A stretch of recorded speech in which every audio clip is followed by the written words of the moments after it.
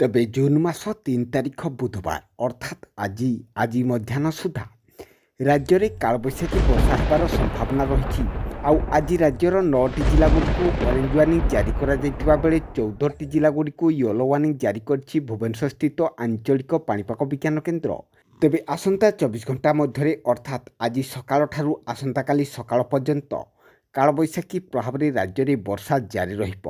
ତେବେ ଆଜି ଯେଉଁ 9ଟି ଜିଲ୍ଲାଗୁଡ଼ିକୁ ଅରେଞ୍ଜ ୱାର୍ଣ୍ଣିଂ ଜାରି କରାଯାଇଛି ଉକ୍ତ ଜିଲ୍ଲାଗୁଡ଼ିକରେ ଅତି ପ୍ରବଳ ବର୍ଷା ସହିତ ବିଜୁଳି ଘଡ଼ଘଡ଼ି ସହିତ ଝଟକା ପବନ ବହିବ, ଯାହାର ବେଗ ଘଣ୍ଟା ପ୍ରତି 50 କିଲୋମିଟରରୁ 60 କିଲୋମିଟର ରହିବାକୁ ଥିବାରୁ ପାଣିପାଗ ବିଭାଗ ଅରେଞ୍ଜ ୱାର୍ଣ୍ଣିଂ ଜାରି କରିଛି।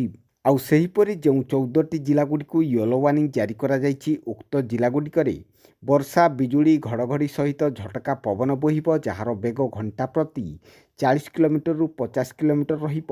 ତେଣୁ ଏହି 14ଟି ଜିଲ୍ଲାଗୁଡ଼ିକୁ ୟେଲୋ ୱାର୍ଣ୍ଣିଂ ଜାରି କରିଛି ପାଣିପାଗ ବିଭାଗ। ତେବେ ଆସନ୍ତା 24 ଘଣ୍ଟା ମଧ୍ୟରେ ରାଜ୍ୟର କେଉଁ କେଉଁ ସବୁ ଜିଲ୍ଲାଗୁଡ଼ିକୁ ଅରେଞ୍ଜ ୱାର୍ଣ୍ଣିଂ ଜାରି କରାଯାଇଛି ଆଉ ରାଜ୍ୟର କେଉଁ କେଉଁ ସବୁ ଜିଲ୍ଲାଗୁଡ଼ିକୁ ୟେଲୋ ୱାର୍ଣ୍ଣିଂ ଜାରି କରାଯାଇଛି ପାଣିପାଗ ବିଭାଗ ପକ୍ଷରୁ ଆଉ କେଉଁ ସବୁ 7ଟି ଜିଲ୍ଲାଗୁଡ଼ିକରେ ଆଜି ପାଗ ଶୁଖିଲା ରହିବ ବୋଲି କହିଛି ପାଣିପାଗ ବିଭାଗ, ସେସବୁର ସମ୍ପୂର୍ଣ୍ଣ ଖବରଟି ଜାଣିବା ପାଇଁ ଭିଡ଼ିଓଟିକୁ ଶେଷ ପର୍ଯ୍ୟନ୍ତ ନିଶ୍ଚିତ ଦେଖନ୍ତୁ। ଆଉ ଯଦି ତା ପୂର୍ବରୁ ଆମ ଓଜିଏନ୍ ଓଡ଼ିଆ ଚ୍ୟାନେଲଟିକୁ ଏପର୍ଯ୍ୟନ୍ତ ସବସ୍କ୍ରାଇବ୍ କରିନଥିଲେ ଏବେ ହିଁ ସବସ୍କ୍ରାଇବ୍ କରିଦିଅନ୍ତୁ ଆଉ ପାଖରେ ଥିବା ବେଲ୍ ଆଇକନ୍ଟିକୁ ଦବାଇ ଦିଅନ୍ତୁ। ଆଗକୁ ମଧ୍ୟ ଏହିପରି ପାଣିପାଗ ସମ୍ବନ୍ଧୀୟ ସମସ୍ତ ପ୍ରକାର ଟେକ୍ନିକ୍ ଅପଡେଟ୍ ଖବରଗୁଡ଼ିକ ସର୍ବପ୍ରଥମେ ଜାଣିବା ପାଇଁ।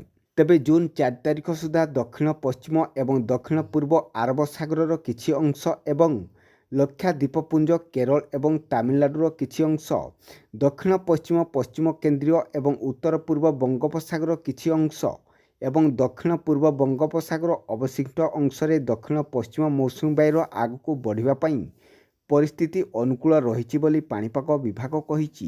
ଆଉ ବର୍ତ୍ତମାନ ଉତ୍ତର ପୂର୍ବ ଏବଂ ସଂଲଗ୍ନ ପୂର୍ବ କେନ୍ଦ୍ରୀୟ ବଙ୍ଗୋପସାଗର ଉପରେ ଥିବା ଘୂର୍ଣ୍ଣିବଳୟ ସମୁଦ୍ର ପତନଠାରୁ 4.5 କିଲୋମିଟର ପର୍ଯ୍ୟନ୍ତ ବ୍ୟାପି ରହିଛି। ଏହାର ପ୍ରଭାବରେ ଆଗାମୀ 5 ଦିନ ପର୍ଯ୍ୟନ୍ତ କାଳବୈଶାଖୀ ବର୍ଷା ରାଜ୍ୟରେ ହେବା ନେଇ ପାଣିପାଗ ବିଭାଗ ପୂର୍ବାନୁମାନ କରିଛି।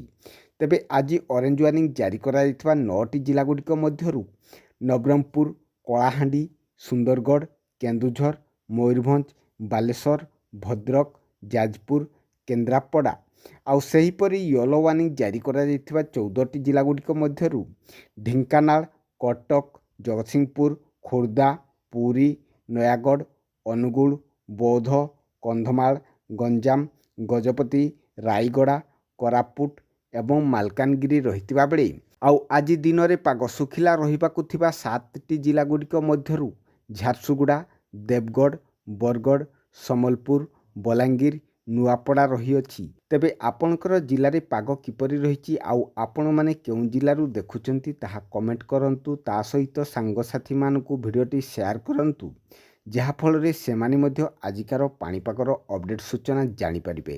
ରହୁଛି, ଜୟ ଜଗନ୍ନାଥ।